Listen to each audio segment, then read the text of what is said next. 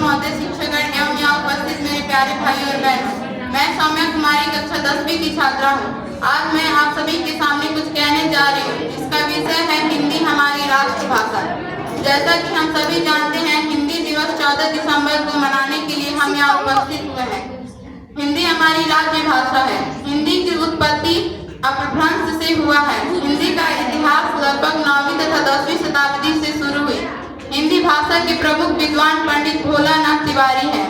हिंदी की प्राचीन भाषा खड़ी बोली, अपभ्रंश इत्यादि है। हिंदी को राजभाषा का दर्जा 14 सितंबर 1949 को मिला। वर्तमान हिंदी में योगदान सबसे ज्यादा भारतेंदु हरिश्चंद्र का है। हिंदी भारत देश में 44% लोग बोलते हैं। हिंदी के बारे में संविधान के 343 अनुच्छेद से 3 से 51 अनुच्छेद में लिखा है।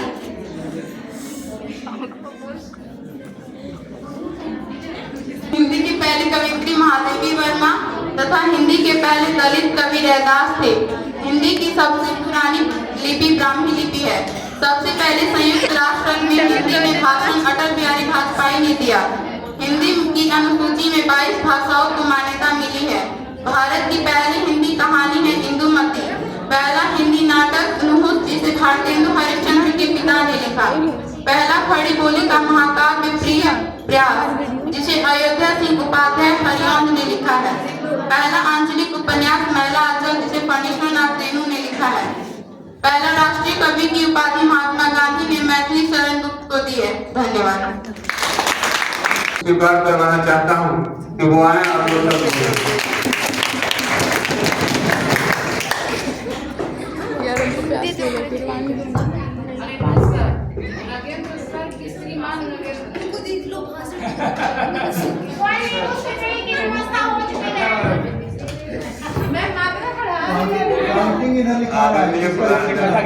किसका कितना हमारे सभी शिक्षक और प्यारे बच्चों, आज हिंदी दिवस के अवसर पर हम लोग यहाँ इकट्ठा हुए हैं। हिंदी हमारी भाषा ही नहीं है, बल्कि हिंदी हमारी संस्कृति का भी एक जुड़ा हुआ रूप है, संस्कृति से जुड़ा हुआ रूप है। 14 सितंबर 1949 से आजादी के लगभग 2 सालों के बाद से जब से हम लोगों ने हिंदी को अपनाया, उस समय से लगातार प्रयास हम लोग करते आ रहे हैं कि हिंदी जो है इसको पूरे विश्व स्तर पर इसको फैलाया जाए। काफी सफलता भी मिली है, लेकिन अभी भी उतनी सफलता नहीं मिल पाई है जितनी सफलता की जरूरत है। और जिस शीर्ष पे हिंदी को होना चाहिए, उस शीर्ष पर हम लोग आज तक नहीं पहुंच पाए। हमें काफी प्रयास करने की जरूरत है। और हमें लगता है कि अगर हम लोग हिंदी का वास्तव में हितैषी हैं, हिंदी को वास्तव में अगर विश्व लेवल पर ले जाना चाहते हैं, तो सबसे पहले हम लोगों को इसकी शुरुआत अपने घरों से करनी चाहिए। हमें अपने घर में हिंदी का हिंदी में बातचीत शुरू करना चाहिए। हिंदी में अपने बच्चों को आगे बढ़ने के लिए सिखाना चाहिए। आज क्या है? हिंदी दिवस। लाख हिंदी के प्रति हम लोग नॉर्मल सोच रखते हैं। नॉर्मल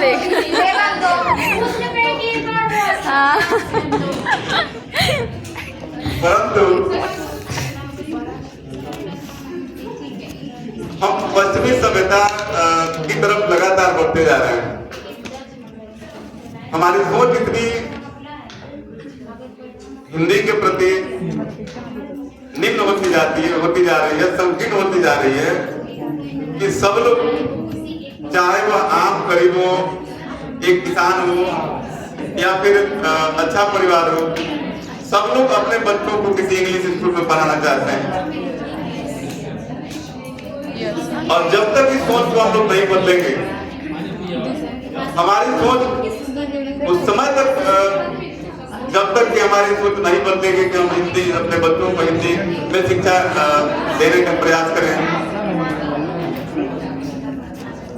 तब तक हमको लगता है कि हिंदी का सर्वांगीण विकास जो है हम लोग नहीं कर पाएंगे। अभी हमारे देश में लगभग 9 राज्य हैं जो हिंदी पट्टी के नाम से जाने जाते हैं, जिसमें हरियाणा है, उत्तर प्रदेश है, उत्तराखंड है, छत्तीसगढ़ है, बिहार है, झारखंड है।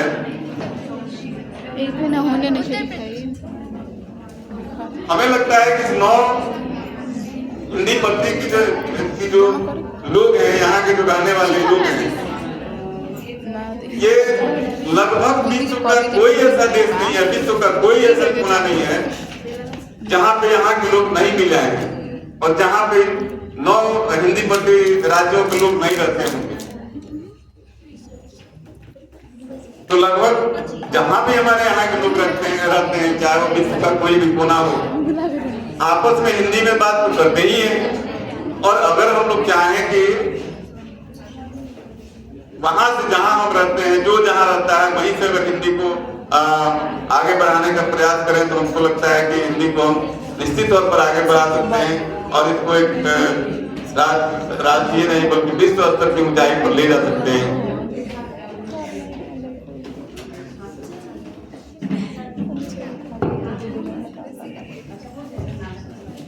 इसके लिए हमें दृढ़ इच्छा शक्ति होनी चाहिए, हमें हिंदी के प्रति प्रेम जागृत होनी चाहिए।